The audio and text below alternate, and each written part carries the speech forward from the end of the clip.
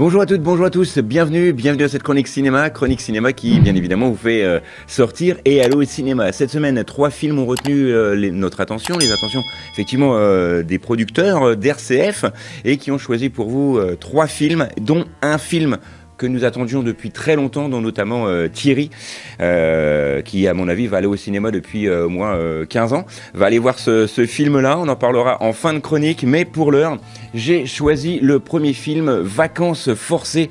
C'est un film du duo François Prévost-Légony et Stéphane Harnichard. Ça, c'est pour les réalisateurs. Côté comédien, nous avons Clovis Cornillac, Laurent Stocker et Bertrand Huskla, ça c'est pour les rôles principaux.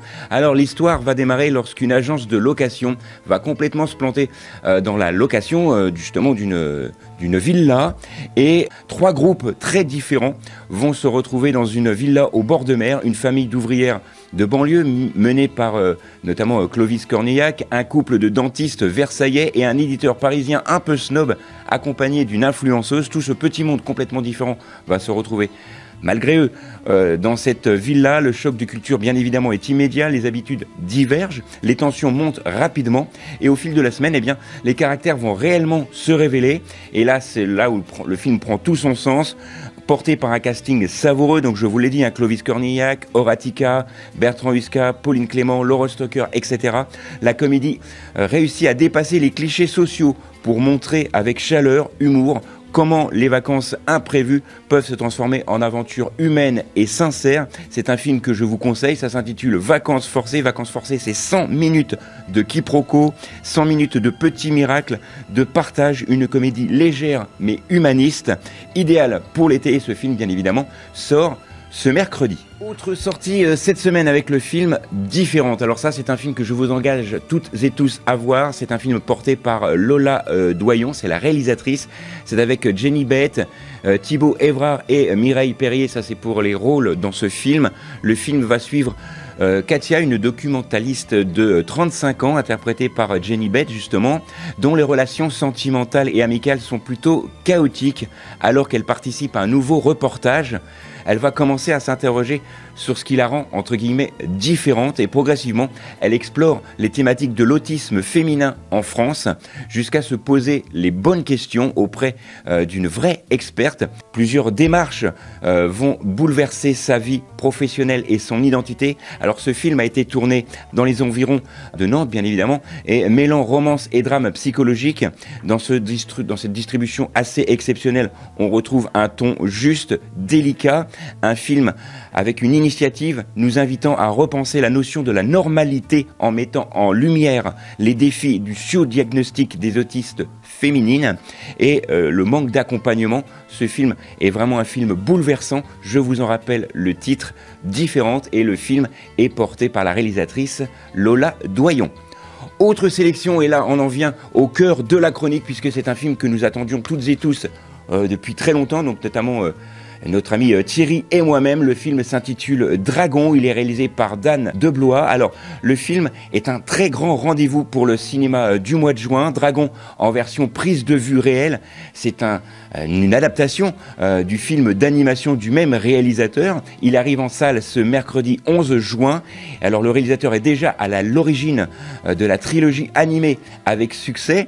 On retrouve l'histoire du jeune Harold, un adolescent viking, intelligent, plutôt maladroit, destiné à devenir chef dans un monde où les dragons sont considérés comme ennemis, et il va malgré tout lui se lier d'amitié avec l'un d'entre eux qu'il va baptiser Croque-Mou, et cette rencontre improbable va bouleverser les traditions et révéler une vérité plus profonde que cela. Les dragons ne sont peut-être pas les monstres qu'on l'on croit, mais plutôt des êtres à mener un avenir meilleur. Alors dans les rôles principaux, on va retrouver notamment Mason Teams, qu'on avait remarqué dans Black Phone, ou encore Nico Parker, révélé dans The Last of Us.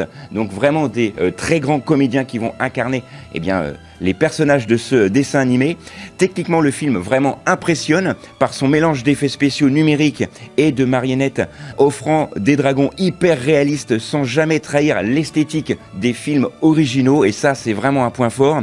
Les scènes de vol en particulier promettent de mettre plein la vue sur grand écran parce que ce film est proposé et tourné spécialement pour des salles en IMAX. Et côté musique, bien évidemment, on retrouve le compositeur John Powell dont le célèbre thème orchestral puissant et émouvant accompagne à merveille cette épopée pleine d'action, d'humour et de tendresse. Alors, avec cette adaptation en live-action, DreamWorks et Universal Pictures parient sur la nostalgie, mais également sur l'émerveillement de toute une nouvelle génération. Le ton est plus mature, plus incarné, mais l'émotion reste intacte. Donc si vous êtes fan de cette trilogie des dragons, vous adorerez cette nouvelle reprise en live action. Il sort ce mercredi et avec les équipes d'RCS, on vous conseille fortement d'y aller. Voilà pour cette semaine, voici les 3 films qui ont retenu notre attention. Donc il y a eu bien évidemment Dragon à l'instant, le tout nouveau film de Lou Doyon, qui s'intitule Différente, et on a commencé avec un excellent film très drôle qui s'intitule Vacances forcées. Voilà, c'est tout pour cette semaine. Nous on se retrouve la semaine prochaine, même endroit, même heure, mais avant cela, je voudrais dédier cette émission à 2 personnes qui me suivent depuis quelques semaines maintenant, puisque elles ne connaissaient pas cette chronique, et merci effectivement à l'application RCF Radio qui permet d'écouter cette chronique en rediffusion. Il s'agit bien évidemment de Bernard et Michel. Donc salut et bienvenue sur les antennes d'RCF et dans cette chronique radio cinéma. Voilà, c'est tout pour cette semaine. Nous on se retrouve la semaine prochaine, même endroit, même heure. D'ici là, sortez, allez au ciné et n'oubliez pas que le cinéma est fait pour tous ceux dont la curiosité est le plus grand des défauts.